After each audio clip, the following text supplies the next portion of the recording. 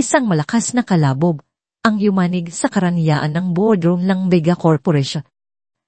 Ang tunog ay umalinaw sa floor po, siling na salamin na bintana kung saan tanaw ang kumikinang na skyline ng Makati sa papalubog na dapit hapon. Ngunit walang sinuman sa loob ang nakapansin sa ganda ng tanawin. Lahat ng mga mata ay nakatuon sa isang tao. Punyeta, anong klaseng kapalpakan ito? Nakatayo si Don Ricardo Daga, ang patriarka ng imperyo. Ang kanyang mukha ay kasing tigas ng marmol na sahig, at ang mga ugat sa kanyang sentido ay malapit ng pumutok. Ang kanyang mamahaling brownie suit ay tila kulang para itago ang nag-aalab niyang galit. Ibinagsak niya ang kanyang kamao sa makintab na mahogany na mesa sa pangalawang pagkakataon na nagpatalsik sa isang baso ng tubig. 1 bilyong pisong proyekto. Isang city sa Palawan, ang pinakamalaking kasunduan sa kasaysayan ng kumpanyang ito, at ibinagsak ninyo dahil sa isang translation app. Umalingnaw ang kanyang boses.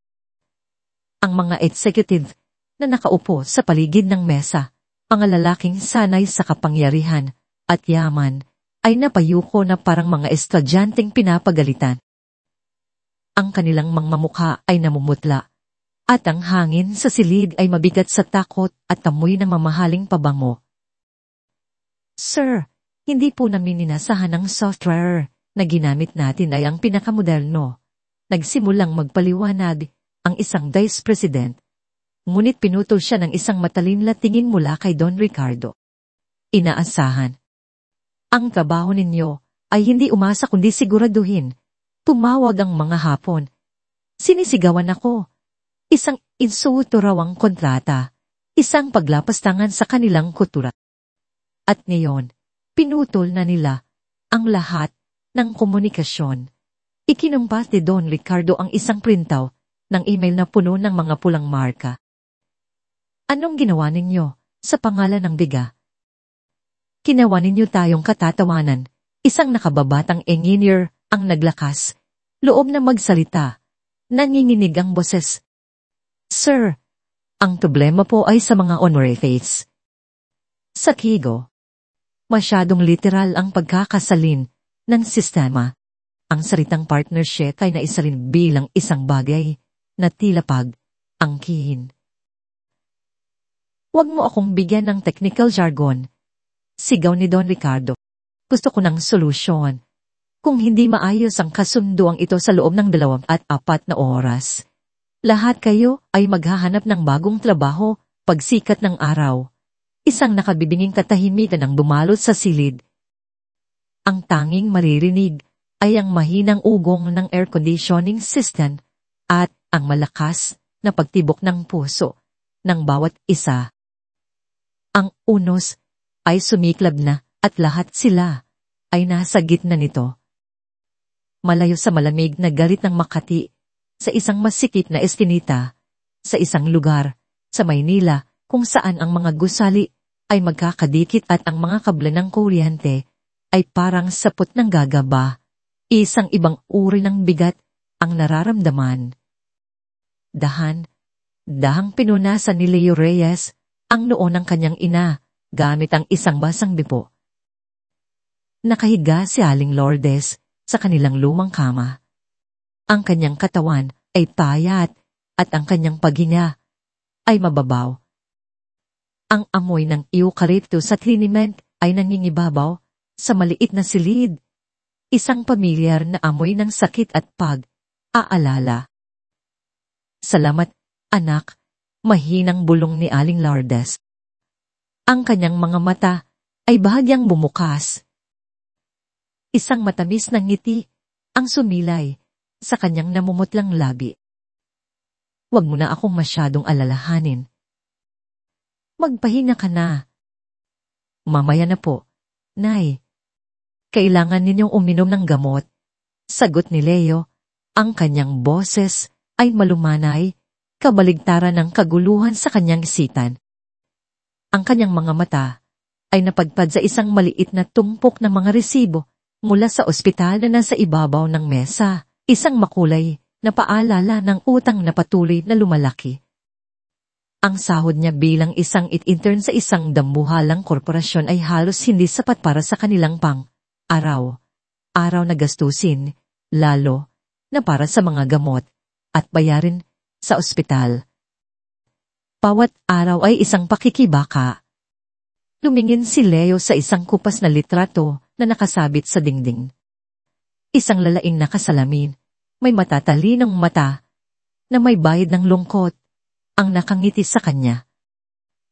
Ang kanyang ama, si Pedro Reyes, isang henyo, sa wika, isang master translator, na kayang bigyang buhay ang mga sinuunang teksto. Ngunit isa ring taong pumanaw na may bigat sa dibdib, matapos mapagkaitan ng pagkilala at matanggal sa trabaho sa hindi makatarungang paraan ng kumpanyang pinaglingkuran niya ng buong katapatan, ang Vega Corporation.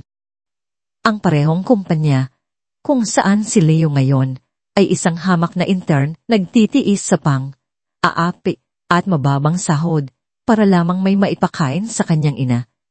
Isang malupit na kabalintunahan.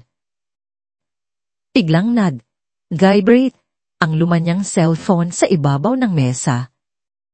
Kinuha niya ito at nakita ang isang mensahe mula sa isang pangalang kinasusuklaman niya, Sean Vega, ang arugante at walang kwentang anak ni Don Ricardo, ang kanyang direct supervisor. Pumunta ka dito sa office now. May kailangan kang tapusin. Walang bayad na overtime. Walang pakiusap. Walang salamat. Isang utos lang. Ikinuyong ni Leo ang kanyang kamao. Ang galit ay gumapang sa kanyang dibdib. Mainit at pamilyar. Gusto niyang isigaw na tapos na ang kanyang oras ng trabaho. Gusto niyang sabihin na kailangan siya ng kanyang ina. Ngunit hindi niya kaya. Ang takot na mawalan ng trabaho ay mas malakas. Ang imahe ng mga resibo ng ospital ay malinaw sa kanyang isipan. Huminga siya ng malalim, pinakalma ang sarili. Nay, kailangan ko lang pong bumalik sa opisina sandali, sabi niya, pilit nang umingiti. May emergency lang daw po. Iingat ka, anak, sabi ni Aling Lourdes. Ang aalala ay bakas sa kanyang mga mata. Huwag kang magpagod masyado. Hinalikan ni Leo ang kanyang noo, bago maingat na tumayo, at lumabas ng kanilang maliit na tahanan. Dala ang bigat ng mundo sa kanyang mga balikat. Pagdating ni Leo, sa nagliliwanag na labi ng Vega Tower, para siyang isang multo.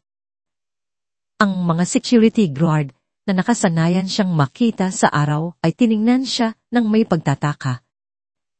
Ang sahig na marmol ay kumikinang at ang katahimikan ng gabi ay nagpapatingkad sa kanyang pag-iisa.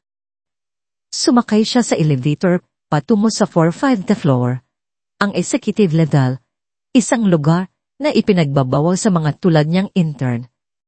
Habang papalapit siya, naririnig na niya ang tensyon.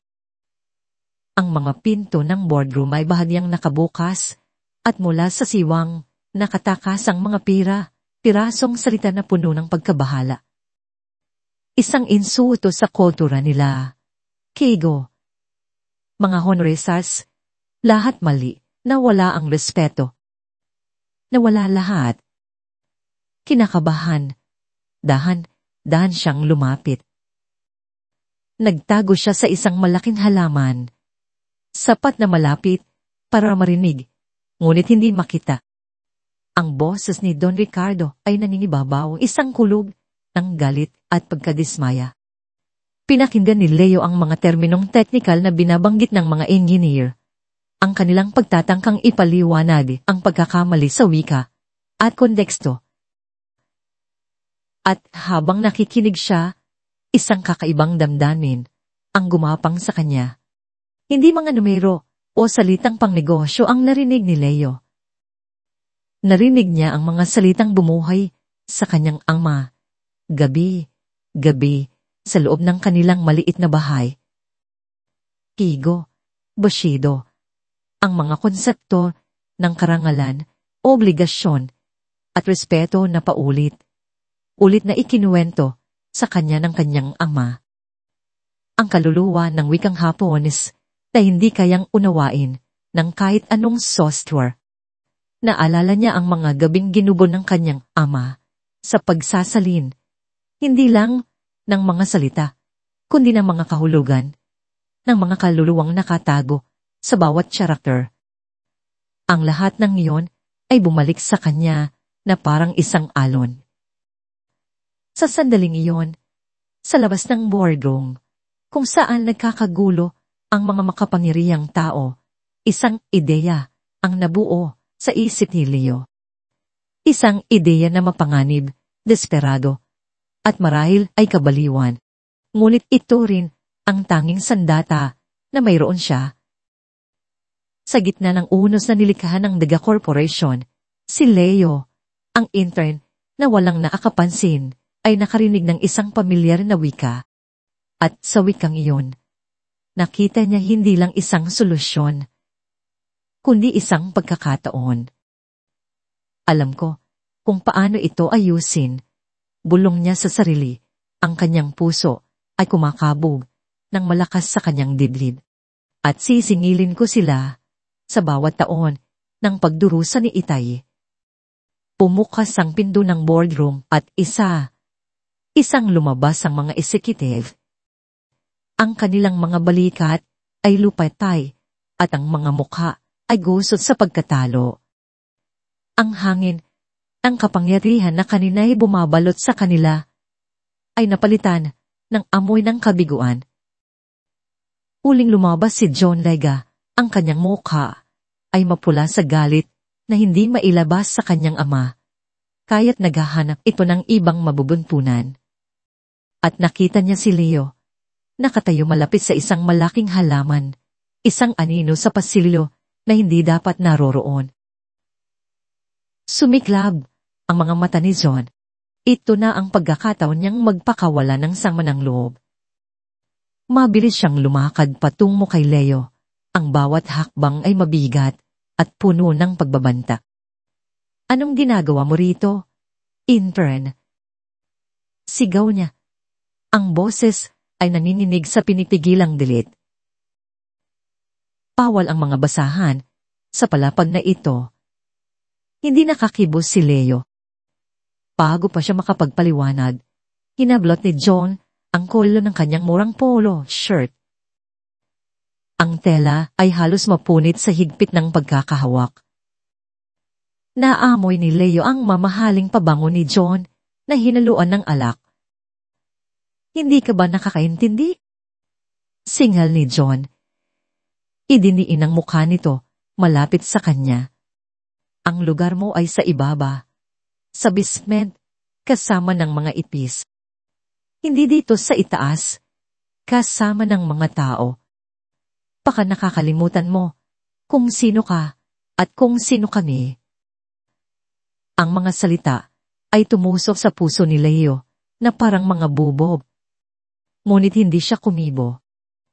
Tinitigan lamang niya si John. Ang kanyang mga mata ay kalmado sa labas.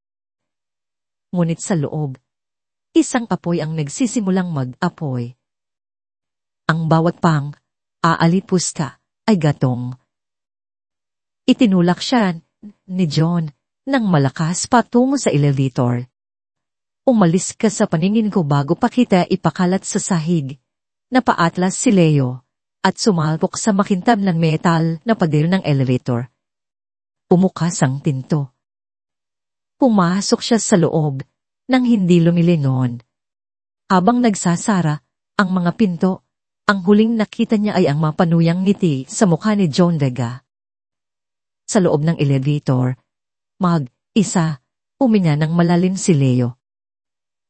Ang panginginig ng kanyang mga kamay ay hindi dahil sa takot, kundi sa nagtitinting galit. Ang mga salita ni John ay umuulit sa kanyang isipan. Kasama ng mga itis. Pumaba ang elevator at sa bawat palapag na nilalagpasan nito, Isang desisyon ang nabubuo sa kanyang isipan. Uwi na lang ba ako? Tanong niya sa sarili. Hahayaan silang malunod sa sarili nilang problema. Iyon ang nararapat sa kanila. Ngunit pagkatapos, isang imahe ang sumilay sa kanyang isipan.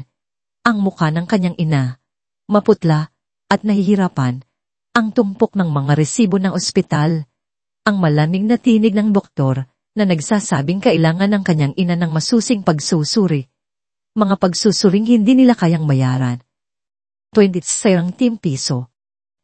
Iyon ang eksaktong halaga na kailangan niya para sa paunang bayad. Isang halaga na parang isang bundok na imposibleng akyatin. Naghalo ang galit at desperasyon sa kanyang dibdib. Lumika ng isang kakaibang tapang. Ang pang-aalitusan ni John ay hindi siya winasak. Pinigyan siya nito ng dahilan. Ang krisis ng Vega Corporation ay hindi na problema ng iba. Ito na ngayon ang kanyang pagkakataon. Ding. Uminto ang elevator sa ground floor, ngunit hindi lumabas si Leo. Sa halip, nanginginig ang daliri. Pinindot niya ang button para sa 4-5 floor. Pataas. Habang umaakyat muli ang elevator, inayos niya ang kanyang gusot na kwelyo. Inalis niya sa isipan ang Ang nasa isip na lang niya ay ang mukha ng kanyang ina at ang boses ng kanyang ama. Ang kaalaman, anak, ay kapangyarihan. Gamitin mo ito, hindi para magyabang, kundi para mabuhay ng may dignidad. Nang bumukas muli ang pinto ng elevator sa executive floor, iba na ang Leo na lumabas. Wala na ang takot na intern. Ang lumabas ay isang lalaking may misyon. Ang pasilyo ay halos wala ng tao, maliban sa iilang staff na nagmamadaling magligpit. At sa dulo, malapit sa bintanang tanaw ang buong lungsod, nakatayo si Don Ricardo, daga. Nakatalikod ito, kausap ang isang tao sa telepono. Ang kanyang boses ay pagod ng, ngunit matigas pa rin. Naglakas si Leo, palapit. Ang bawat hakbang sa makintab na sahig ay tila umuugong sa katahimikan.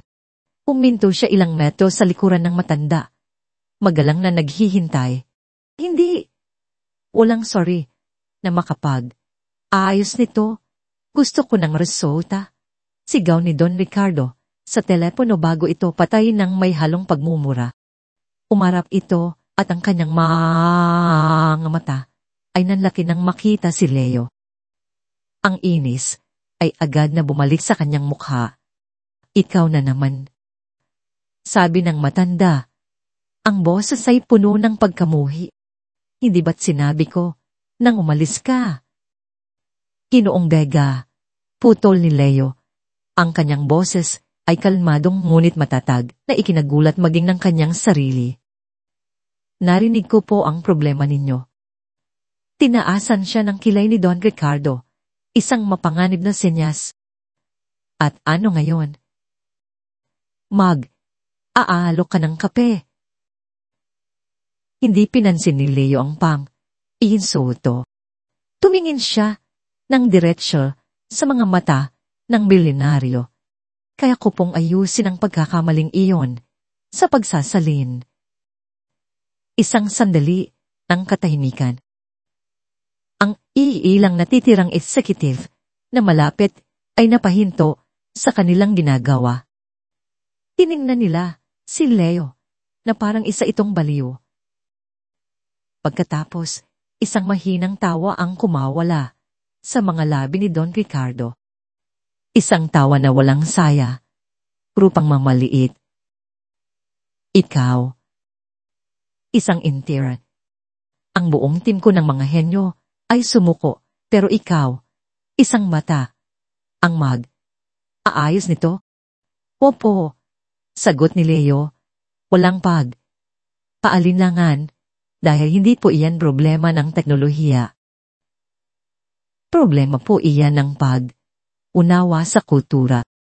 isang bagay na itinuro sa akin ng aking ama. Pinagmasdan siya ni Don Ricardo. Ang kanyang mga mata ay naniningkit, sinusuri ang bawat pulgada ng pagkataon ni Leo. May nakita siyang hindi inaasahan, hindi kayabangan kundi isang desperadong katiyakan. Sige, sabi ng matanda na parang nakikipaglaro. Magkano ang singil mo para sa milagrong ito? Ito na. Ito na ang sandali. Uminya ng malalim si Leo. Sa halagang 24 piso. Ang katahimikan na sumunod ay mas matindi. Maging ang ugong ng aircon ay tila tumigil. Pagkatapos, si Don Ricardo ay humalakhak ng malakas, isang tunog na umalinyongmaw sa buong pasilyo. Ang mga executive ay napangisi. Thank you. Ulit ni Don Ricardo, pinupunasan ng isang peking luha sa kanyang mata. Palya lang iyan. Ang alak sa mesa ko ay mas mahal pa dyan. Parya po para sa inyo, matatag na sagot ni Leo. Pero buhay po, para sa iba. Iyon po ang halaga ko. Nawala ang ngiti sa mukha ni Don Ricardo. Tinitigan niya ang bata sa harap niya. Desperado, oo. Pero hindi nagmamakaawa. May dignidad. Lumapit si Don Ricardo. Ang kanyang presensya ay nakakapanliit. Sige, maglalaro ako sa iyong laro. Bata, sumeryoso ang kanyang muka. Ibigyan kita ng isang oras. Isang oras para patunayan ang sinasabi mo. Itinuro niya ang isang bakanteng kubiko sa dikalaywan. Pero kapag pumalpak ka, ang boses niya ay naging malamig na parang yelo. Hindi ka lang matatanggal sa trabaho. Sisiguraduhin kong hindi ka na makakahanap ng kahit anong disenteng trabaho sa buong Makati habang ako ang naghahari dito. Malinaw? Ang banta ay nakabitin sa hangin, mabigat at nakakamatay. Ito na ang sugal ng kanyang buhay. Tumingin si Leo sa mga mata ni Don Ricardo, walang bahid ng pag-atras. Malinaw po. Tumango si Don Ricardo, isang pahiwatig ng paghanga ang sumilay sa kanyang mga mata bago ito nawala. Sumenya siya sa isa sa kanyang mga alalay. Iganin niyo siya ng computer at bantayan ninyo siya. Pagtatapos ay tumalikod na ito at naglakad palayo. Iniwan si Leo na nakatayo sa gitna ng pasilyo. Iisa, hawak ang isang oras na ultimatum na magtatakda ng kanyang kapalaran. At ang bigat ng isang pangalang kailangan niyang bigyan ng hustisya. Ang orasan ay nagsimula ng umandar. Ang kubiko na ibinigay kay Leo ay parang isang islang salamin sa gitna ng dagat ng mga mapanlait na tingin. Umupo siya sa ergonomic na upuan na halatang hindi para sa mga tulad niya. Ang bawat kilos niya ay binabantayan. Ang mga engineer na kanina'y walang masabi ay nagbubulungan na ngayon. Ang kanilang mga nisi ay halatang nang kuuyan. Si John Rega ay nakasandal sa pader. Ang mga braso ay sa dibdib. Ang mukha ay naghihintay sa tiyak na pagbagsak ni Leo. Sa gitna ng lahat ng ito, si Leo ay kalmado. May isang ritual na katahimikan sa kanyang bawat galaw.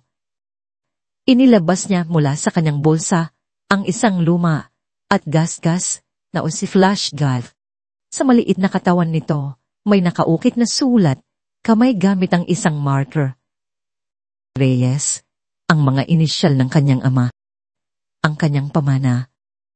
Isinaksak niya ang OSD support. Isang maliit na ilaw ang kumislapat sa screen. Isang luma at simpleng phone bar ang lumitaw, taliwas sa makabagong interface ng sistema ng Megacorp. Ang mga mata ni Don Ricardo, na nakatayo sa di kalayuan, ay napako sa mga letrang iyon. Hindi pinansin ni Leo ang mga nakapaligid sa kanya. Para sa kanya, sila ay mga anino na lamang. Ang mundo niya ay lumiit sa liwanag ng monitor at sa tunog ng pag-click ng keyboard. Ang kanyang mga daliri ay nagsimulang sumayaw sa ibabaw ng mga letra, isang pamilya na hinig ng wika at code. Ang bawat pagpindot ay tiyak, mabilis, at may kahulugan. Ang problema ay hindi kung paano ninyo isinalin ang mga salita. Biglang nagsalita si Leo. Ang kanyang mga mata ay hindi umaalis sa screen. Ang kanyang boses ay hindi malakas, ngunit sapat na parang marinig sa nakabibinging katahimikan. Lahat ay napahinto. Ipinakita niya ang isang linya sa screen. Ang sistema ay gumamit ng salitang kasunduan. Ngunit sa konteksto ng negosyong Hapon, lalo na sa isang proyekto na kasing laki nito, hindi sapat ang simpleng kasunduan. Ang hinahanap nila ay kisuna, isang ugnayan, isang bigkis na batay sa tiwala at respeto. Isang engineer ang napanganga. Paano mo nalaman yan? Itinuro sa akin ng aking ama. Simpleng sagot ni Leo habang mabilis na binabago ang mga parirala. At dito, itinuro niya ang isa pang linya. Ang paggamit ninyo ng direktang utos sa mga suhestyon ay isang malaking insulto. Sa kulturang Hapon, ang pagpapakumbaba ay tanda ng lakas. Kailangan ninyong gumamit ng kihigo, ang lengguwahe ng paggalang. Pinago niya ang isang pangungusap mula sa kailangang isumite ang mga plano bago ang Biyernes at ginawa itong ikinararamal po namin kung aming matatanggap ang mga plano bago sumapit ang Biyernes. Kung ito po ay inyong mamarapatin. Ang mga bulungan ng uyan ay napalitan ng mga buntong hininga ng pagkamangha. Ang batang intern na kanilang minamaliit ay nagbibigay ngayon ng isang masterclass sa International Relations. Si Grace Mendoza, ang matagal ng war manager, ay tahimik na nakamasin mula sa isang sulok. Nakita niya ang lahat ng nangyari. Ang aapi ni John, ang desperasyon ni Leo, ang arogansya ni Don Ricardo. Alam niya ang kwento ni Pedro Reyes, ang ama ni Leo, isang mabuting tao na tinapakan ng sistema. Sa kanyang puso, may kumukulong awa at galit. Dahan, itinaas niya ang kanyang cellphone. Itinago sa likod ng isang paso ng halaman. Pinuksan niya ang video recorder.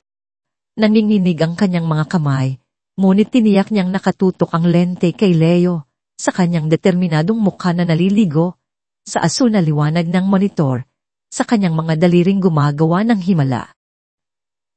Ang oras ay tumatakbo. 50 minuto na ang nakalitas.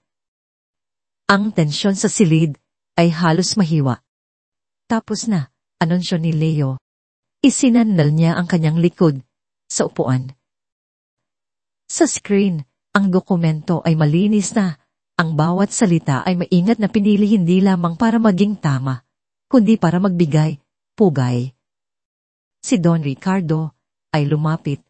Ang kanyang mukha ay hindi mabasa. Ipadala mo. Tumango si Leo. Sa isang click, ang email na naglalaman ng bilyong pisong asa ay lumipad patawid sa karagatan. Ang sumunod na 2 minuto ay parang walang hanggan. Walang kumikilos, walang hunihinga. Lahat ng mga mata ay nakatutok sa screen, naghihintay ng isang senyales. At pagkatapos isang matinis na tunog ng notifikasyon ang bumasag sa katahimikan. Isang bagong email mula sa Tokyo. Ang Vice President, nanginginig, ang mga kamay, ay binuksan ito. Isang maikling mensahe sa Ingles ang lumitaw, Mr. Daga. We have received the revised document. It appears there was a grave misunderstanding. The sincerity and respect and this new versionary deploy appreciate. Respect has been restored. Let us proceed with the contract. Inoong Daga, natanggap na namin ang binagong dokumento. Nagkaroon ng malaking hindi pagkakaunawaan. Ang sinseridad at paggalang sa bagong bersyon na ito ay aming lubos na pinahahalagahan. Ang paggalang ay naibalik na. Ituloy natin ang kasunduan. Isang kolektibong buntong, hininga ng ginhawa ang bumalot sa silid, na sinundan ng isang pagsabog ng kagalakan. Nagyakapan ang mga executive. Nag-apiran ang mga engineer. Ang mga palakpakan ay umalinlongaw sa buong palapag. Ang krisis ay tapos na. Isang himala. Ngunit sa gitna ng pagdiriwang, si Leo ay hindi gumalaw. Tahimik niyang isinara ang mga bintana sa computer. Maingat na eject ang USB at dahang hinugot ito. Ang maliit na ilaw nito ay namatay. Tumayo siya at humarap sa nagkakagulong mga tao. Ang kanyang mukha ay seryoso. Tumingin siya ng diretso sa mga mata ni Don Ricardo, na ngayon ay nakatingin sa kanya ng may halong pagkamangha at hindi pa rin makapaniwala. Pinutol ni Leo ang ingay ng pagdiriwang gamit ang kanyang kalmadong boses. Ang 20 ko po, Ginoo. Biglang tumahimik ang lahat. Ang mga ngiti ay naglaho. Ang mga palakpakan ay namatay. Ang lahat ng atensyon ay muling nabaling sa kanya. Si Don Ricardo ay natigilan. Ngunit bago pa siya makasagot, si John Vega ay sumugod pa sulong. Ang kanyang mukha ay nangingitin sa inggit at kahihiyan. Walang hiya ka, sigaw niya. Tinukot niya ang isang makapal na bungkos ng pela mula sa kanyang wallet at ibinato ito ng buong lakas kay Leo. Ayan ang pera mo, pulutin mo, aso. Ang mga libong piso ay sumabog sa hangin at kumalat sa makintab na sahig sa paanan ni Leo. Hindi kumurap si Leo. Hindi niya tiningnan si John. Tinitigan lamang niya si Don Ricardo habang dahan siyang yumuko. Nang may dignidad na hindi kayang bilhin ng pera, isa niyang pinulot ang bawat piraso ng papel na pera mula sa sahig. Inayos niya ang mga ito ng mabuti, tiniklap at inilagay sa kanyang bulsa. Pagkatapos, tumayo siya ng tuwid, tumango ng bahagya kay Don Ricardo at walang anumang salita. Tumalikod at nagsimulang maglakad palayo, papalabas ng silid na kanyang iniligtas. Kinaumagahan, sumikat ang araw sa Maynila na parang walang nangyari. Ngunit sa digital na mundo, isang bagyo ang nabuo at sumabog ng walang babala. Nagsimula ito sa isang share. Isang nanginginig na video.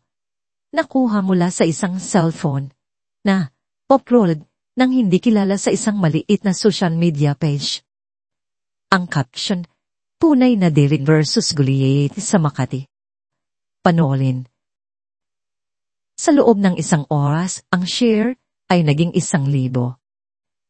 Pagkatapos ng 2, pagsapit ng tanghalian, milyon na. Ang video ay kumalat na parang apoy sa Facebook, Twitter, TikTok, at sa bawat group chat sa buong Pilipinas. Ang pamagat ay iba, bawat isa ay mas pasabog kaysa sa nauna. Hamak na intern, iniligtas ang kumpanya, ipinahiya ang amo, bilyonaryong CEO, tinuruan ng leksyon ng isang bata, pera itinapon sa sahig, ang arogansya ng mga bega. Ang video, kahit malabo at magalaw, ay malinaw sa mensahe. Napanood ng buong bansa ang kalmadong pagpapaliwanag ni Leo tungkol sa Kigo. Napanood nila ang kanyang determinasyon habang kape siya sa keyboard. Ang kanyang mukha ay seryoso sa ilalim ng asul na liwanag ng monitor. Nakita nila ang gasgas na us na may tatak na PS. At higit sa lahat, nasaksihan nila Ang huling eksena, ang paghagis ni John Vega ng pera at ang marangal na pagpulot ni Leo sa bawat teraso nito mula sa sahig. Ang mga komento ay bumaha. Kusisya para kay intern. Grabe ang tapang mo. Kuya, nakakahiya ang mga daga. Akala mo kung sinong mga Diyos. Karma is real. Iyong pagpulot niya ng pera, pagos sa puso. Hindi pagnanakaw yun, dignidad yun. Sino si P.S. Pakatatay niya. May kwento dito for sure. Ang Vega Corporation ay hindi na isang toring bakal at salamin. Ito'y naging simbolo ng pang-aapi ng mayayaman. At si Leo Reyes, ang intern, na kahapon lang ay isang anino, ngayon ay naging mukha ng asa ng karaniwang tao. Si Leo ay walang kamalay, malay sa lahat ng ito. Naghahanda siya ng lugaw para sa almusal ng kanyang ina nang magsimulang ingay na parang mababaliw ang kanyang luma at basag na cellphone. Sunod na notifications. Mga mensahe mula sa mga dating kaklase na 10 taon na niyang hindi nakikita, mga kapitbahay, maging ang tindera sa kanto. Leo, pre, ikaw ba to sa video? Sikat ka na. Pang Leo, ang galing mo. Pinapanood ka namin, anak. Totoo ba? To, nasa balita ka. Nagtatakang binuksan ni Leo ang isang link na ipinadala sa kanya. At doon, sa maliit ng screen ng kanyang telepono, napanood niya ang sarili. Napanood niya ang buong pangyayari mula sa pananaw ng isang tagalabas. Naramdaman niya ang kanyang sarili na parang isang isda sa loob ng isang fishbowl. Bawat kilos ay sinusuti. Hindi ito ang gusto niya. Ang kailangan niya lang ay ang pera para sa kanyang ina, hindi ang atensyon ng buong mundo. Anak, anong mayroon? Tanong ni Aling Lourdes mula sa silid. Pumasok si Leo. Ang mukha ay hindi maipinta. Nay, ipinakita niya ang video. Sa una, ang mga mata ni Aling Lourdes ay nagliwanag sa paganga. Anak ko yan, ang talino mo. Mana ka sa ama. Ngunit habang pinapanood niya ang paghagis ni John Vega ng pera sa sahig, ang kanyang paghanga ay napalitan ng matinding sakit. Nakita niya ang kanyang anak na dahang yumuyuko, pinupulot ang bawat piraso ng salapi habang ang mga makapangyarihan ay nanonood. Bawat kilos ni Leo ay isang karayom na tumutusok sa puso ng isang ina. Nagsimulang mamasa ang mga mata ni Aling Lourdes. Walang hiya sila. Bulong niya, ang boses ay nanginginig sa galit. Pinalaki kita ng may dignidad. Anak, para lang bastusin ng ganyan. Ngunit habang pinupulot ni Leo ang huling piraso ng pera sa video at tumayo ng tuwid, ang sakit sa mga mata ni Aling Lourdes ay napalitan ng kakaibang uri ng pagmamalaki. Isang pagmamalaki na mas malalim tisa sa paghanga sa talino. Pero, umiikbing sabi niya, hinawakan ng kamay ni Leo. Ama ang ginawa mo. Hindi ka nagalit. Hindi ka sumigaw. Ipinakita mo sa kanila kung ano ang tunay na halaga. Ipinakita mo sa kanila na ikaw ang anak ni Pedro Reyes. Niyakap niya ang kanyang anak ng mahigpit. Tasandaling iyon, naintindihan ni Leo na ang laban na ito ay hindi na lamang para sa pera. Ito ay para sa pamanang iniwan ng kanyang ama. Samantala, sa kabilang panig ng lungsod, sa tower ng Vega Corporation, ang katahimikan ay nabasag ng isa pang malakas na kalabog. Ngunit hindi ito kamao sa nesa, kundi isang mamahaling dasi na ibinato at nabasag sa pader ng opisina ni Don Ricardo. Anga! Bobo, arrogante, sigaw ni Don Ricardo, hindi sa kanyang mga empleyado, kundi sa sarili niyang anak na nakatayo sa harap niya. Pinapanood ni Don Ricardo ang viral video sa isang malaking screen sa kanyang pader. Ang kanyang mukha ay kasing dilim ng namumuong bagyo. Nad, kasalanan niya yan, isip to stop, sinadya niya yon para magmukha tayong masama. Pagdadahilan ni Zone, ang mukha ay namumutla, ngunit puno pa rin ng kayabangan. Kasalanan niya.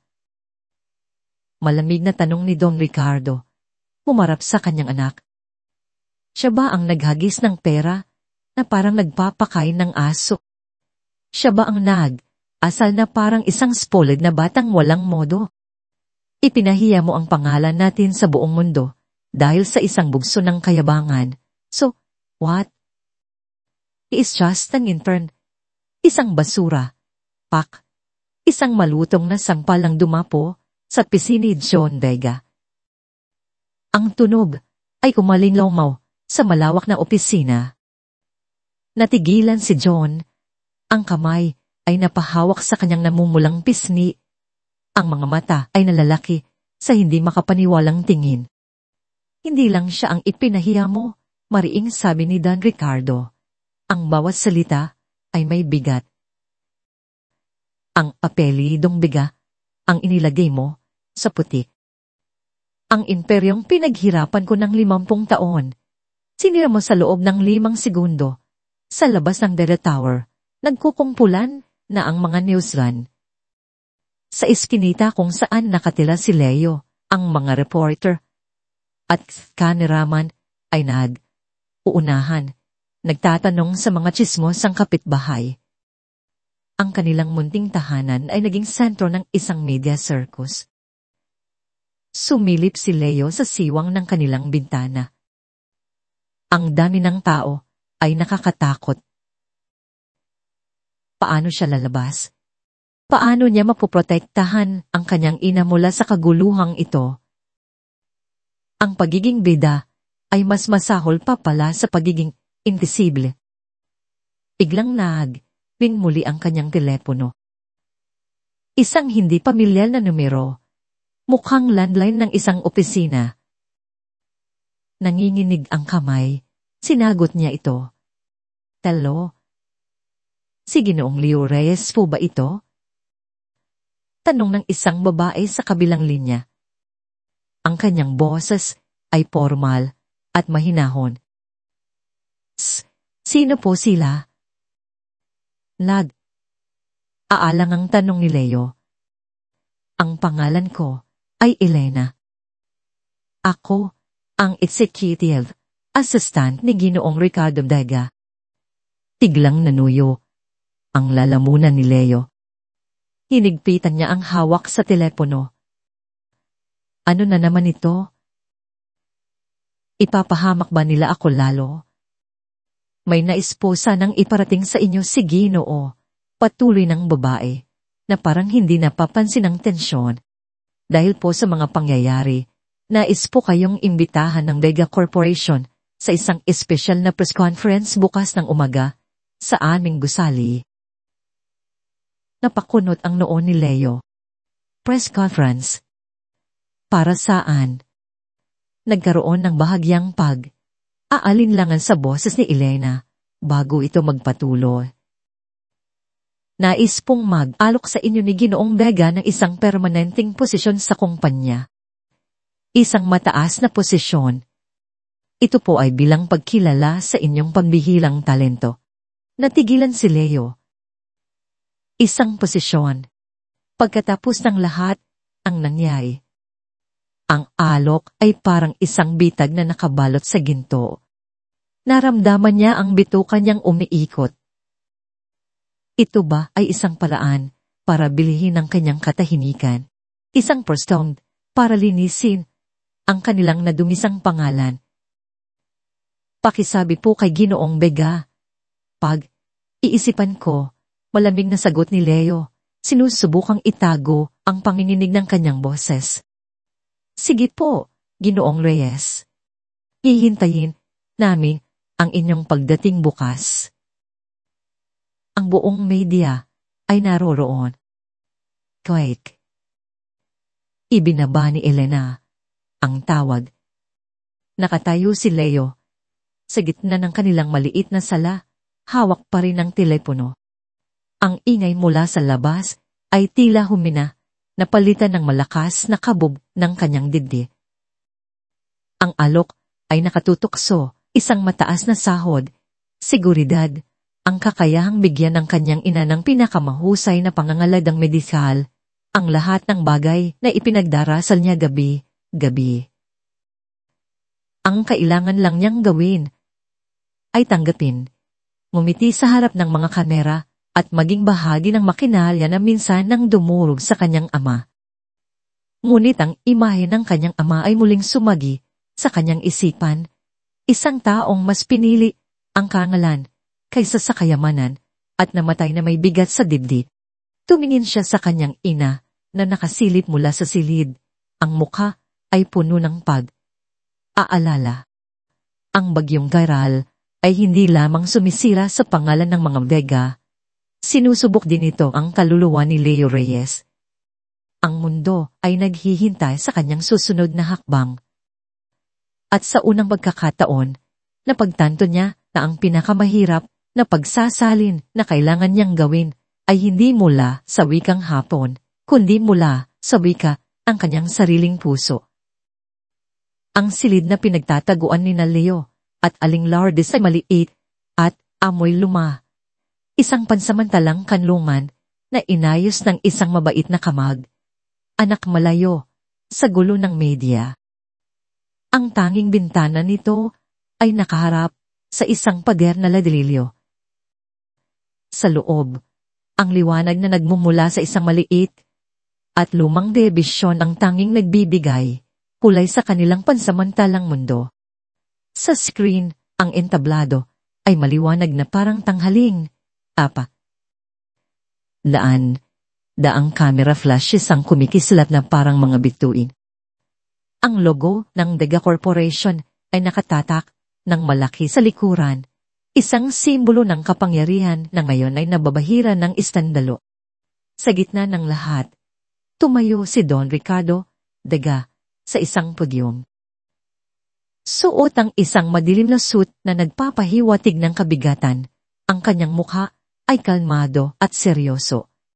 Wala na ang bakas ng galit na nakita ni Leo sa boardroom. Ang nasa harap ng mundo ngayon ay isang marunong na pinuno, isang hari na handang aminin ang pagkakamali sa kanyang kaharian. Magandang umaga sa inyong lahat, panimula ni Don Ricardo. Ang kanyang boses ay malalim at puno ng awtoridad, ngunit may pilit na bahid ng pagpapakumbaba. Inaniyahan ko kayo ngayon hindi para magtago, kundi para humarap. Sa mga nakaraang araw, ang pangalan ng Vega Corporation ay naging sentro ng kontrobersya. At bilang pinuno ng kumpanyang ito, inaako ko ang lahat ng responsibilidad. Napahawak si Aling Lourdes sa braso ni Leo. Ang kanyang mga mata ay nakatutok sa tiil. Nakikinig ka ba, anak? Inaamin niya. Ngunit si Leo ay hindi kumikibo. Pinapanood niya ang bawat kilos ni Don Ricardo, ang pagkumpas ng kamay, ang pagbuntong, hininga, ang pagkagat, labi, isang perpektong pag-ate. Totoo, patuloy ni Don Ricardo, na nagkaroon ng insidente sa loob ng aming gusali. Isang insidente na nagpapakita ng isang malaking pagkukulang, hindi sa aming sistema, kundi sa aming puso. Uminto siya, hinayaang sumuot ang mga salita sa mga manonood. At sa gitna ng krisis na yon, isang batang lalaki ang nagpakita sa amin ang liwanag. Isang batang lalaki na may pambihirang talino, tapang, at higit sa lahat, integridad. Nagsimulang bumuhos ang luha sa mga mata ni Aling Lourdes, mga luha ng pagmamalaki. Leo, Ikaw ang tinutukoy niya. Sa screen, tila tumingin si Don Ricardo ng diretso sa kamera, na parang kinakausap niya mismo si Leo. Ang pangalan niya ay Leo Reyes. At sa gabing iyon, hindi lang niya iniligtas ang 1 bilyong pisong kasunduan. Ipinamukha niya sa amin ang isang katotohanang matagal na naming nakalimutan, na ang tunay na halaga ay wala sa pera, kundi sa pagkatao. Ang mga reporter ay nagsimulang magbulungan. Ang palabas na epektibo. Kaya naman, itinaas ni Don Ricardo ang kanyang boses, puno ng pananabik. Nais kong ipaalam sa publiko na formal kong inaalok kay Ginoong Leo Reyes ang posisyon bilang bagong direktor ng pagsusuri sa wika at ugnayang kultural ng Vega Corporation. Isang malakas na bulungan ang pumuno sa press conference. Ang alok ay hindi ka paniwala. Isang posisyon na nilikha mula sa manipis na hangin na may titulo na kasing kahanga ng sahod na tiyak na kasama nito. Ito ay hindi isang regalo, diing ni Don Ricardo. Ito ay isang pagkilala. Nais naming maging bahagi siya ng pagbabago. Nais naming ang kanyang boses ay marinig, hindi sa labas, kundi sa loob mismo ng mga pader na ito. Hindi na napigilan ni Aling Lourdes ang pagikbi. Anak, narinig mo ba yon? Direktor, salamat sa Diyos. Ang lahat ng paghihirap natin, tapos na, niyakap niya si Leo. Ngunit ang kanyang anak ay nanatiling matigas na parang bato. Nakatingin pa rin siya sa screen, sa ngiti ni Don Ricardo, isang ngiti na hindi umaabot sa kanyang mga mata. Sa likod ng mga salitang iyon, nakikita ni Leo ang isang malamig at kalkuladong plano. Inagawa siyang troteo, isang panlinis sa kanilang dumi. Naalala niya ang huling habilin ng kanyang ama, isang gabing umuulan habang sila'y nakaupo sa gitna ng mga tambak ng libro. Leo, darating ang araw na susubukin ka ng mundo. Aakitin ka ng pera at kapangyarihan. Tandaan mo, anak, huwag mong ipagpapalit ang pangalan na iniwan ko sa iyo para sa kahit anong halaga. Dahil sa huli, ang karangalan mo lang ang tunay mong yaman.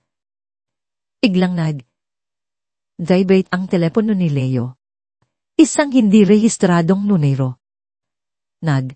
Aalangan, lumayo siya ng kaunti at sinagot ito. Leo. Isang pamilyar na boses ang bumulong sa kabilang linya, mahina at apurado. Sino po ito? Si Grace Mendoza ito, ang our manager. Natigilan si Leo. Bakit siya tumatawag? Nanonood ka ba? Tanong ni Grace. Huwag kang maniniwala sa kahit anong sinasabi niya. Ito ay isang palabas, isang pertrap. Kapag tinanggap mo yan, isusubukan nila sa sistema. Gagamitin ka nila hanggang sa wala ka ng silbi. Ikaw ang magiging magandang mukha ng kanilang kasinungalingan. Ang bawat salita ni Grace ay isang kumpirmasyon sa mga agam ni Leo. Iingat ka, Leo, huling sabi ni Grace. Marami kaming sumusuporta sa iyo dito sa loob, pero tahimik lang. Huwag mong hayaang bilihin kanila. Christ. Ibinaba ni Grace ang tawag. Bumalik si Leo sa harap ng telebisyon. Ang press conference ay patapos na, at ang imay ni Don Ricardo na buong pagmamalaking nakatayo ay freeze sa screen. Anak, anong sabi ng doktor? Tanong ni Aling Lourdes, pinupunasan ang kanyang mga luha ng saya. Handa ka na ba? Bukas, magbabago na ang buhay natin. Tumingin si Leo sa kanyang ina. Nakita niya ang pag-asa sa mga mata nito, isang pag-asang ayaw niyang masakin. Ngunit mas malakas ang tawag ng katotohanan. dahan niyang pinatay ang telebisyon. Ang maliwanag na entablado ay naglaho, at ang silid ay muling binalot ng dilin at katahimikan. Huminga siya ng malalim, at sa kanyang boses, mayroon ng bagong bigat at determinasyon. Opo, Nay, sabi niya, hinawakan ng kamay ng kanyang ina.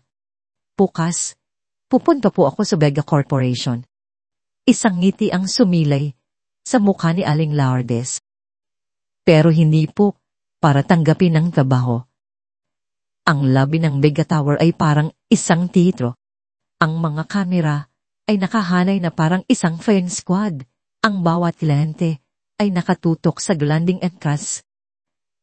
Ang mga reporter ay nagkakagulo, uunahan sa pinakamagandang pwesto. Ang kanilang mga mikropono ay nakaangman na parang mga sandata. Ang hangin ay mabigat sa aabang. Nang pumasok si Leo Reyes, ang buong labi ay biglang tumahimik na sinundan ng isang pagsabog ng kaguluhan. Leo, Mr. Reyes, tatanggapin mo ba ang alok? Anong mensahe mo para sa mga Vega? Pumaha ang mga tanong at kumislap ang mga ilaw ng kamera. Si Leo, nasuot pa rin ang kanyang simpleng polo shirt at pantalon, ay parang isang maliit na bangka sa gitna ng isang dambuhalang alon. Ngunit sa kanyang mga mata, wala nang bakas ng takot. Mayroon itong kalmadong determinasyon na mas matibay pa sa bakal. Hindi siya sumagot. Hindi siya tumigil. Nagpatuloy lamang siya sa paglakad, binabagtas ang dagat ng media na parang si Moises na hinahati ang pulang dagat. Ang mga security guard ng Vegacorp, na dati minamaliit siya, ngayon ay nagmamadaling gumawa ng daan para sa kanya, bumubuo ng isang human barricade. Sa itaas, sa auditorium, kung saan ginanap ang press conference, naghihintay na ang entablado. Nakatayo ron si Don Ricardo Vega. Sa tabi niya ay si John, na may pilit ng ngiti sa labi. Ang buong board of directors ay naroroon, nakaupo, sa unang hanay, mga saksi sa inaasahan nilang huling tagto ng kanilang programa. Nang pumasok si Leo sa silid, isang alon ng formal na palakpakan ang sumalubong sa kanya. Ngumiti si Don Ricardo, isang ngiting ama, isang ngiting nagpapahiwati ng pagtanggap at kapatawaran. Ito ang eksenang plinano niya, ang pagbabalik ng alibughang intern. Ngayon ay isang bayani na yayakapin ng imperyong minsan niyang kinalaban. Umakyat si Leo sa entablado. Ang mga kamera ay nakatutok sa bawat kilos niya. Inilahad ni Don Ricardo ang kanyang kamay. Isang imbitasyon para sa isang makasaysayang pagkakamay na ilalagay sa front page ng lahat ng pahayagan. Maligayang pagbabalik, Leo, sabi ni Don Ricardo. Ang kanyang boses ay pilalakas ng mikropono. Sapat para marinig ng buong mundo. Ang buong Vega Corporation ay nagagalak na ikaw ay magiging bahagi na ng aming pamilya. Ang kamay ni Don Ricardo ay nanatiling nakabitin sa hangin. Hindi ito inabot ni Leo. Tumaan siya sa tabi nito. Ang pilit na ngiti sa mukha ni Don Ricardo ay bahagyang natigilan. Ang bulungan sa auditorium ay nagsimula. Lumapit si Leo sa podium at kinuha ang mikropono. Ang kanyang puso ay kumakabog ng malakas sa kanyang dibdib. Ngulit ang kanyang boses ay hindi nanininig nang siya'y magsalita. Ginoong Vega, panimulan niya. Ang kanyang tingin ay nakatuon lamang sa matanda. Nagpapasalamat po ako sa inyong alok. Ito ay isang karangalan na hindi ko inaasahan. Isang buntong, inina ng ginhawa ang narinig mula sa panig ng mga Vega. Ngunit, patuloy ni Leo, at ang salitang iyon ay bumitin sa hangin na parang isang patalin. Hindi po ako napalito para tanggapin ito. Ang auditorium ay biglang natahimik na parang isang libingan. Ang ngiti ni Don Ricardo ay tuluyang naglaho, napalitan ng isang malamig at nagbabantang tingin. Hindi ko kailangan ng pera ninyo, matatag na sabi ni Leo. Ang kanyang boses na yon ay hindi na boses ng isang intern, kundi boses ng isang taong nagsasalita para sa mga naapi. Hindi ko kailangan ng posisyon na nilikha ninyo para lamang pagtakpan ang inyong mga pagkakamali. Tumingin siya sa mga kamera, sa mga reporter, sa buong mundong nanonood. Naparito ako ngayon para kunin ang isang bagay na mas mahalaga. Isang bagay na matagal ninyong ninakaw at itinago. Mula sa kaniyang bulsa, dahan niyang inilabas ang luma at gasgas na itinaas niya ito, hinayaang tamaan ng matatalin na ilaw ng entablado. Ang mga lente ng kamera ay nag-zoom in dito sa maliit na body na naglalaman ng isang malaking katotohanan. Naparito ako para bawiin ang karangalan ng aking ama, si Ginoong Pedro Reyes. Ang pangalan ay umalingaw sa buong silid, isang pangalang matagal nang nalimot sa loob ng mga pader na yon. Isang kolektibong paghina ang narinig mula sa mga mas nakakatandang empleyado sa likuran. Ang lalaking nagtrabaho ng 20 taon para sa kumpanyang ito.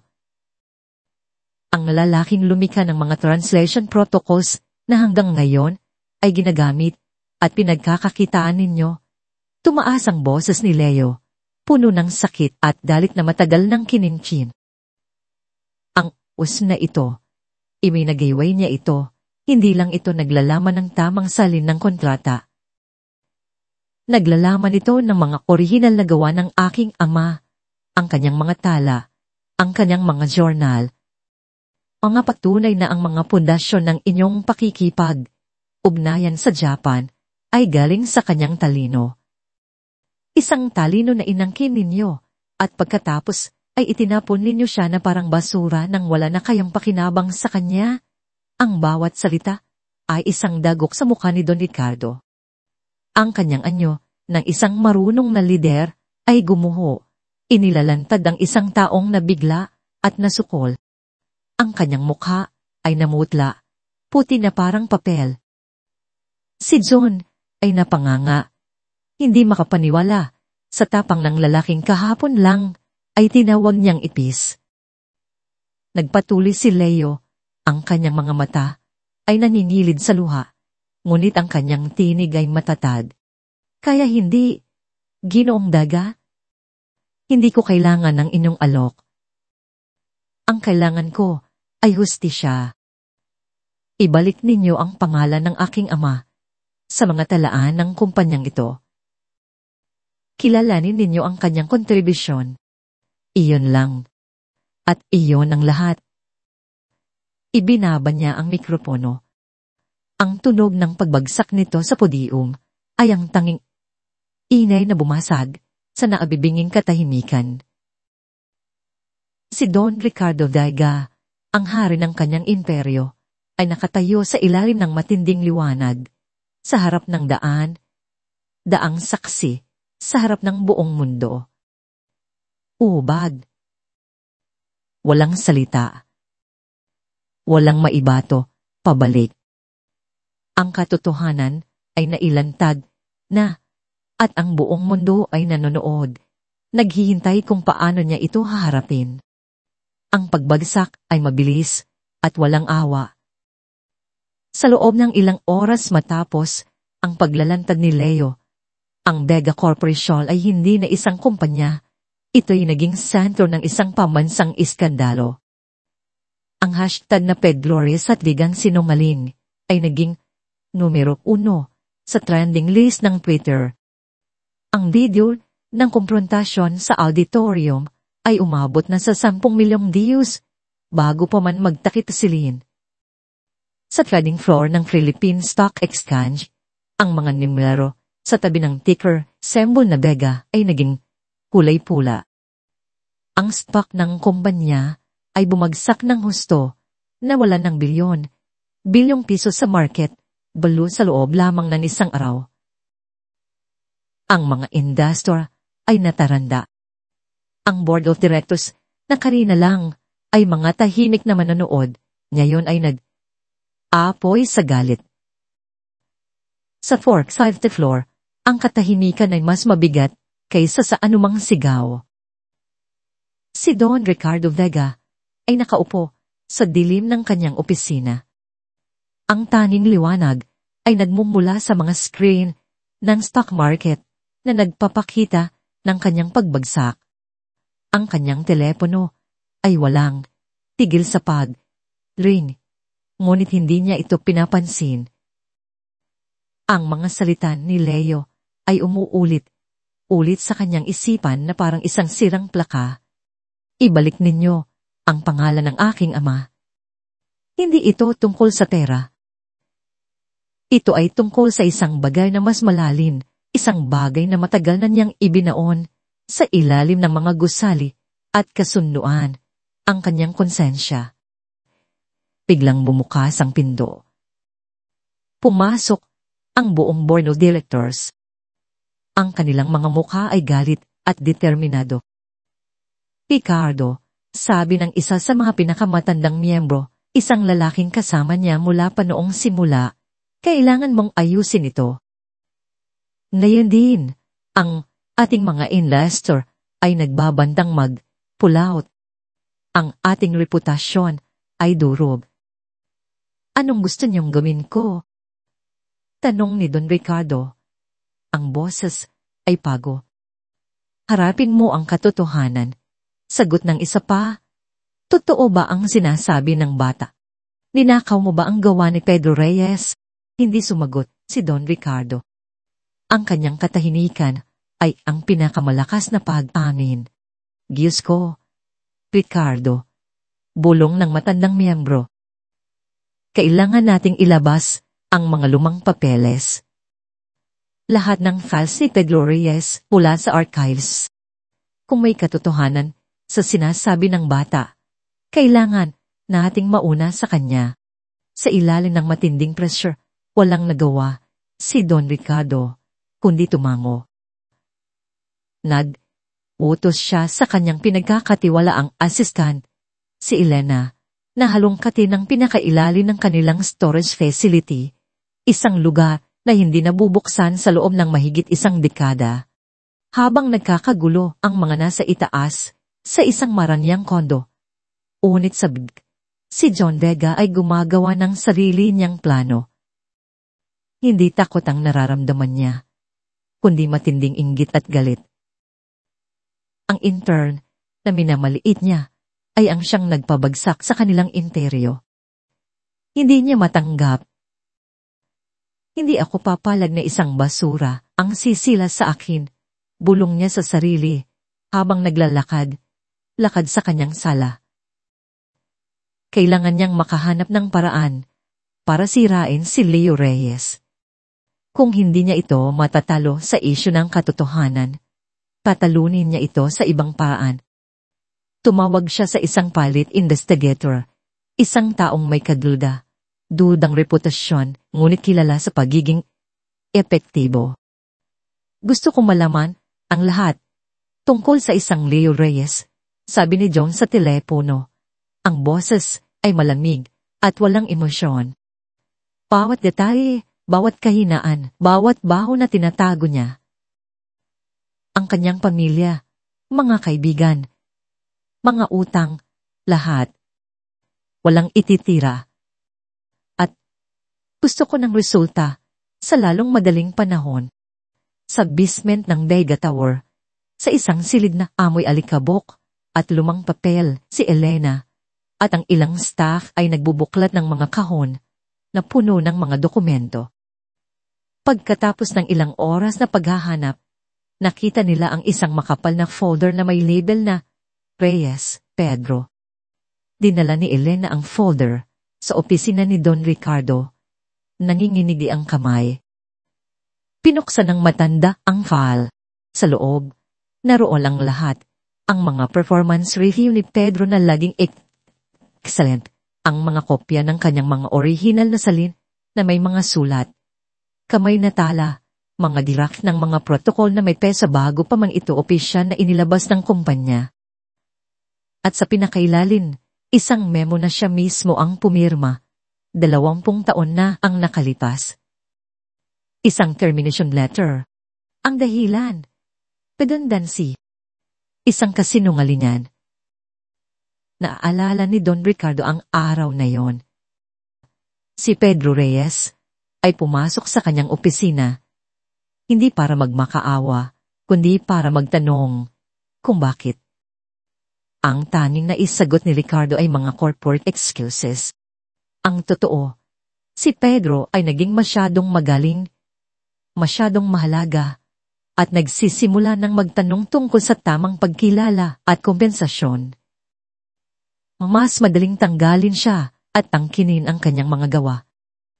Habang binabasa niya ang mga dokumento, isang alaala ang bumalik sa kanya, isang pag-uusap nila ni Pedro sa isang business trip sa Kyoto.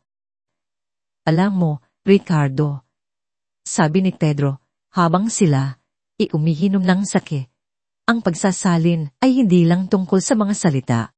Ito ay tungkol sa pagiging tulay sa pagitan ng dalawang kaluluwa. Kung walang respeto at sinseridad, ang tulay ay guguho. Maon, inawanan lang niya ang mga salitang iyon. Ngayon, ang mga salitang iyon ay bumabalik sa kanya na parang isang sumpa. Ang tulay na binuo ni Pedro ay ang siyang ginamit niya para yumaman. At ngayon, ang anak ni Pedro ang siyang nagigiba nito. Biglang tumunog ang telepono sa kanyang mesa. Ang private investigator ni John. May nahanap na ako, sir, sabi ng investigador sa kabilang linya. Ang boses nito ay may halong pananabik.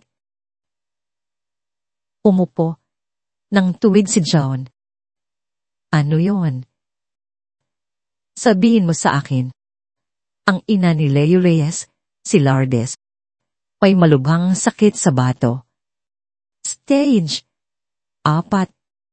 Kailangan niya ng regular na dialysis at posibleng isang kidney transplant sa lalong madaling panahon. Lubog sila sa utang sa ospital. Isang demonyong ngiti ang sumilay sa mga labi ni John Indega. Perpekto. Bulong niya.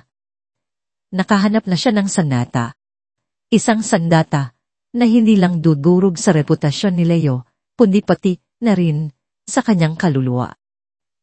Isang plano na puno ng lason at kabuktutan ang nagsimulang mabuo sa kanyang isipan. Ang lugar ay isang maliit at hindi kilalang coffee shop sa isang sulok ng Quezon City, malayo sa mga mata ng media. Ito ang pinili ni John Vega para sa kanyang pakikipagtagpo. Ang mensahe na ipinadala niya kay Leo ay maikli at tila mapagkumbaba. Usap tayo.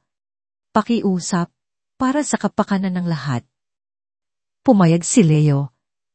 Hindi dahil naniniwala siya sa sinseridad ni John, kundi dahil gusto niyang malaman kung ano ang susunod na galaw ng kaaway. Tumating siya ng isa ng kanyang postura ay alerto at handa. Nakaupo na si John sa isang mesa sa pinakadulong bahagi ng kasi. Sa harap niya, may 2 tasa ng kape at isang makapal na brown envelope. Nang makita niya si Leo, isang pilit na ngiti ang kanyang ipinakita, isang ngiting halatang peke.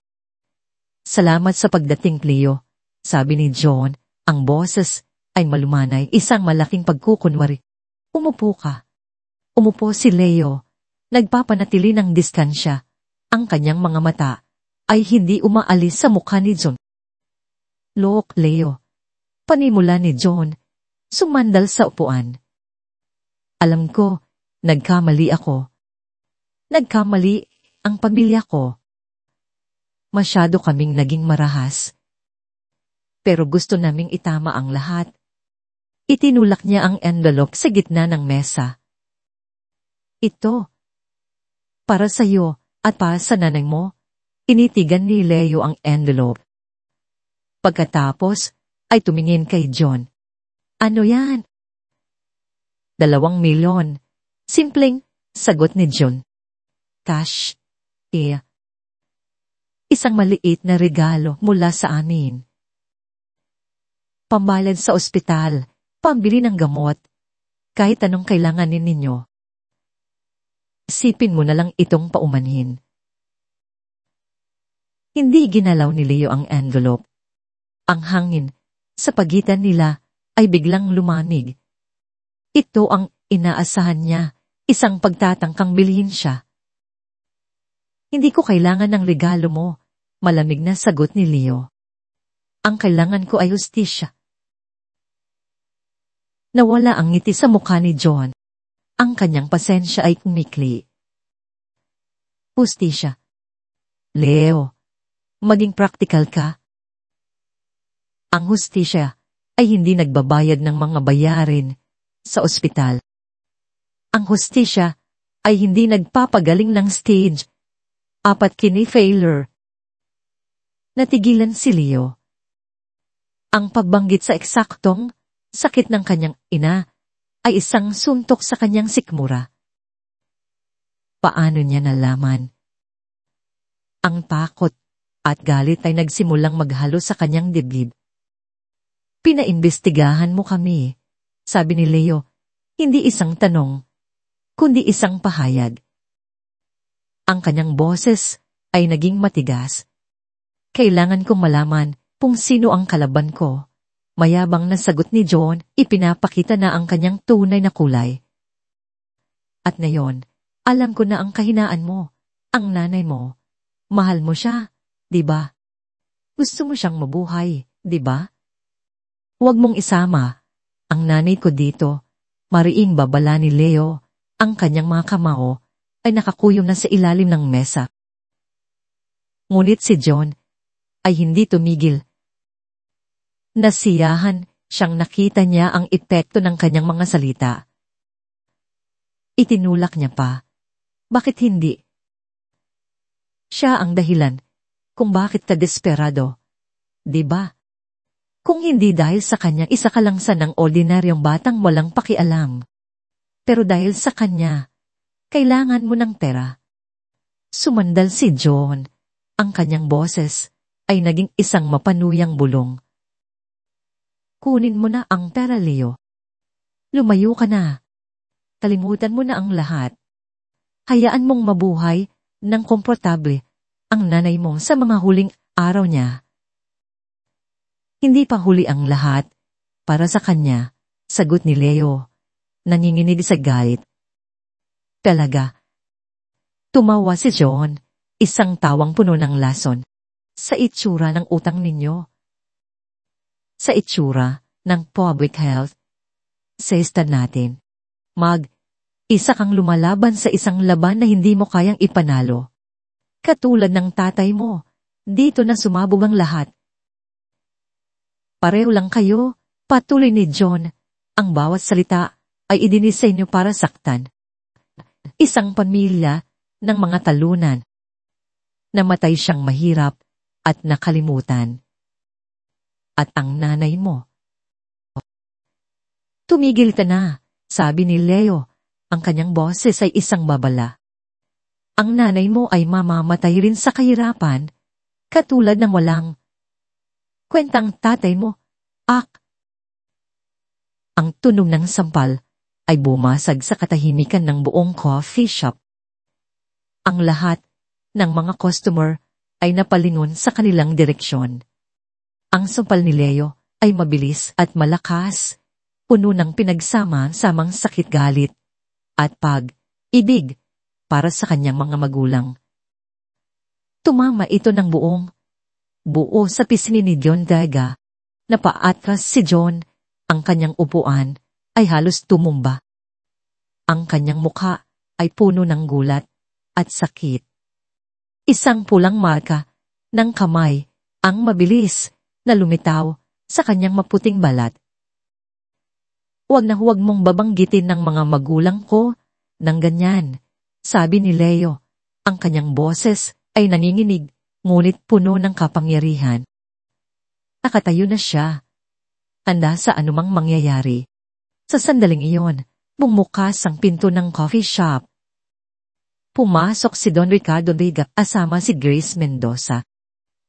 Hindi nila sinasadyang mapadaan matapos ang isang mahabang pag-uusap sa opisina kung saan ibinagtapat ni Grace ang kanyang pag-aalala para kay Leo. Nagpa siya si Don Ricardo na personal na kausapin ng bata nang walang media. Sinundan nila si Leo, hindi para mamanan, kundi para mag-alok ng isang tunay na usapan.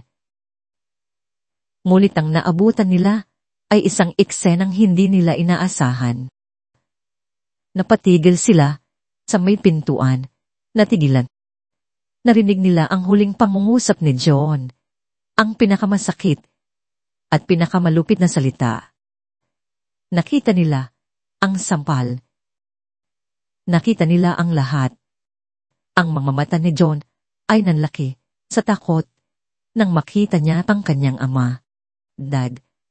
Ngunit si Don Ricardo ay hindi nakatingin sa kanya. Nakatingin siya kay Leo sa mga mata nitong aalab. At pagkatapos, dahan siyang lumingon sa kanyang sariling anak. Ang itsura sa mukha ni Don Ricardo ay isang bagay na hindi pa nakikita ni John sa buong buhay niya. Hindi galit, hindi pagkadismaya. Isang bagay na mas masahol pa. Isang malalim at nakakawasak na pagkasuklam. Dahang lumakad si Don Ricardo palapit sa kanilang mesa. Ang bawat hakbang niya ay mabigat. Huminto siya sa harap ni John nang ngayoy, naninginig, nasa takot. Tiningnan ni Don Ricardo ang kanyang anak mula ulo hanggang paa na parang isang bagay na hindi niya kilala. Isang halimaw na siya mismo ang lumikha. Ikaw, bulong ni Don Ricardo, ang boses ay basad at puno ng sakit. Hindi tita anak. Ang mga salitang binitawan ni Don Ricardo ay bumitin sa hangin ng coffee shop na parang isang hatol. Mas mabigat at mas masakit kaysa sa sampal na tinanggap ni John. Sa harap ng kanyang ama, sa harap ni Leo, sa harap ng lahat, si John Vega ay nawalan ng lahat ng kanyang kapangyarihan. Siya'y naging isang bata lamang na napagalitan, ubag sa lahat ng kanyang kayabangan. Tumalikod si Don Ricardo mula sa kanyang anak na para bang isa itong dumal na bagay na ayaw na niyang makita.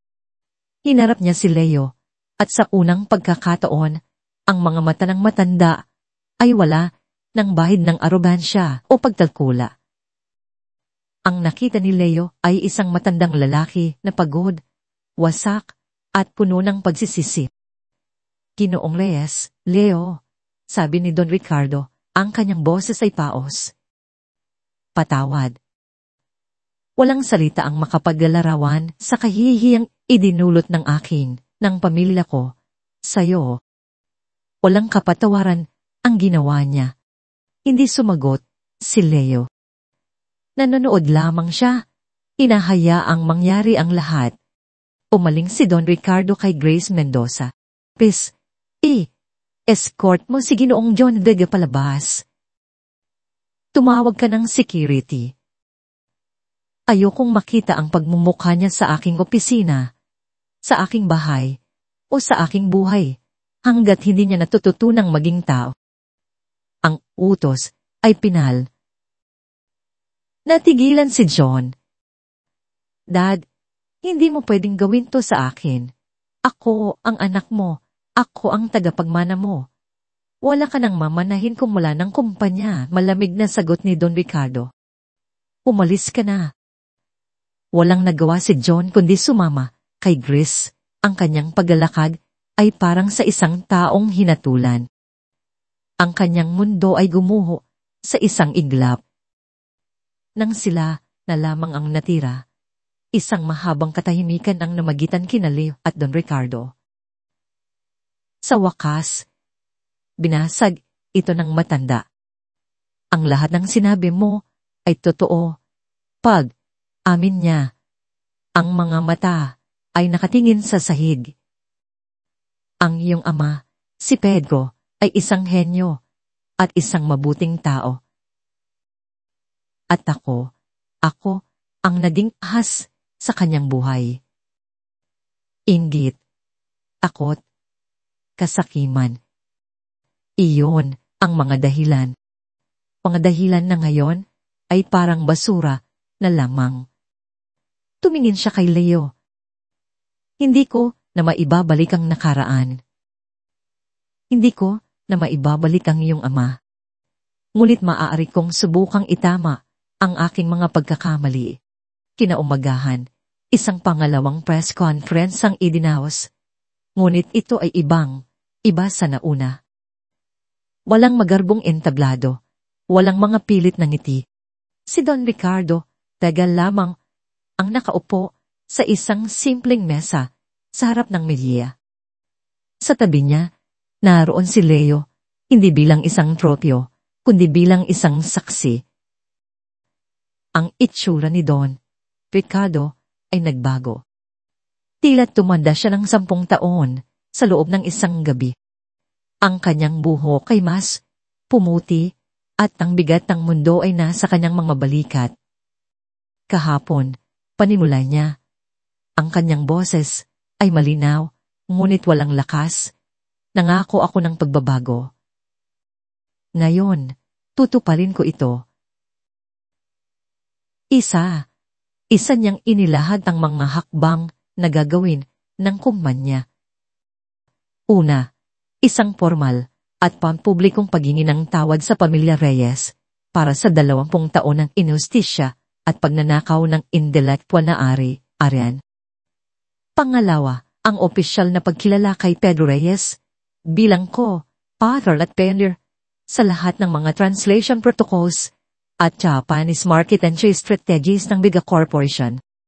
Ang kanyang pangalan at larawan ay ilalagay sa isang plake sa main labi ng gusali bilang isang paalala sa lahat na ang integridad ay ang tunay na pundasyon ng tagumpay.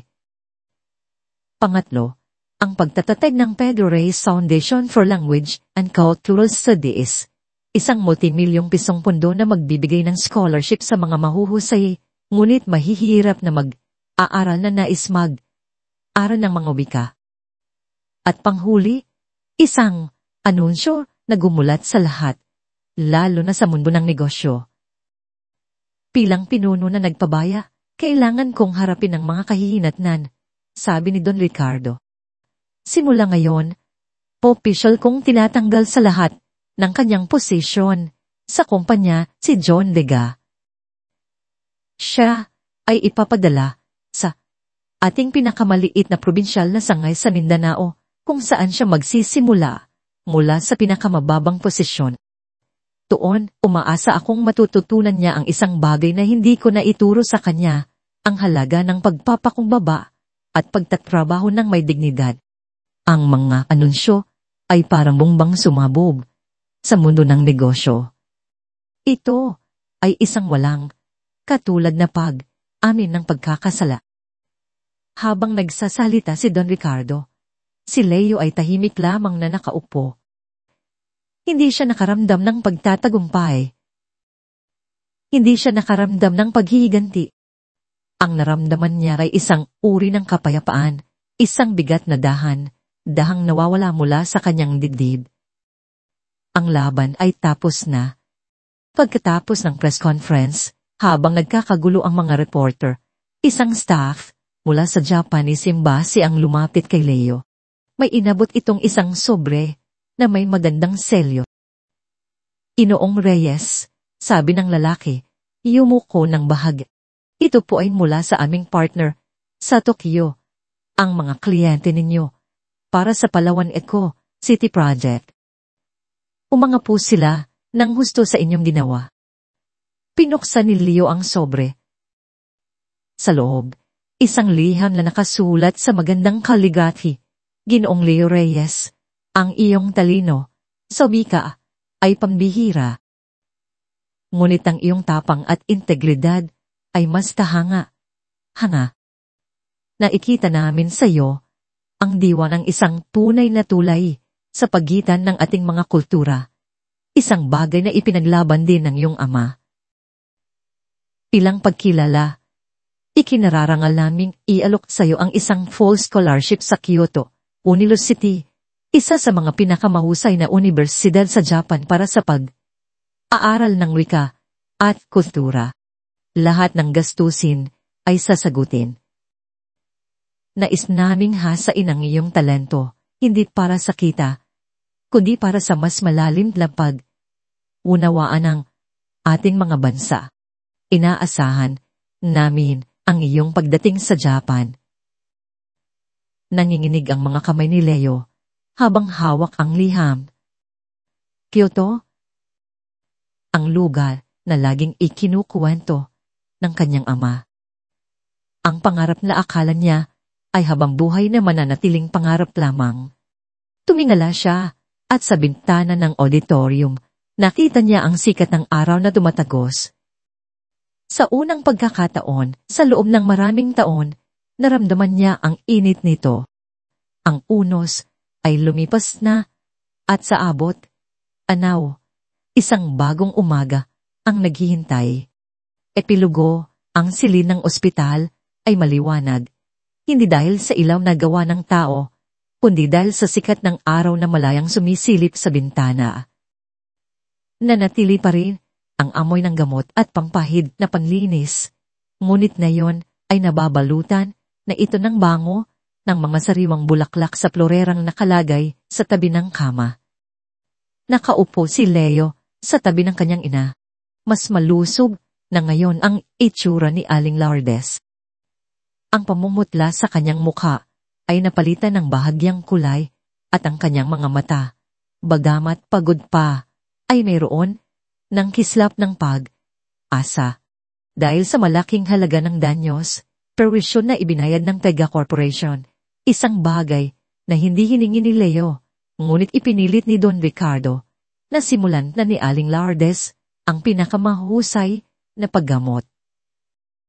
Hawak niya ang kamay ng kanyang anak, abang ang kabilang kamay ay nakapatong sa liham mula sa Kyoto University.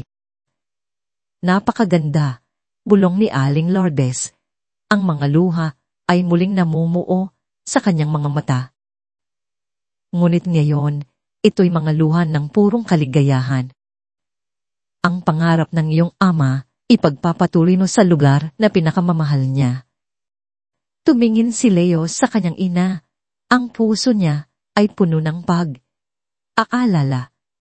Pero, Nay, paano po kayo? Hindi ko po kayo maaaring iwan. Isang mahinang ngiti ang sumilay sa mga labi ni Aling Lourdes. Hinigpitan niya ang hawak sa kamay ni Leo. Anak, ilang taon mo akong inalagaan. Ilang taon mong isinantabi ang sarili mong buhay para sa akin. Ngayon, ako naman ang magsasabi sa iyo, lumipad ka. Itinuro niya ang kanyang dibdib. Huwag kang mag-alala sa akin. Malakas na ako. At sa bawat araw na gagaling ako, ang magiging inspirasyon ko ay ang pag-abot mo sa iyong mga pangarap. Ito na ang panahon mo, Leo. Ang mga salitang iyon ay ang huling basbas na kailangan ni Leo.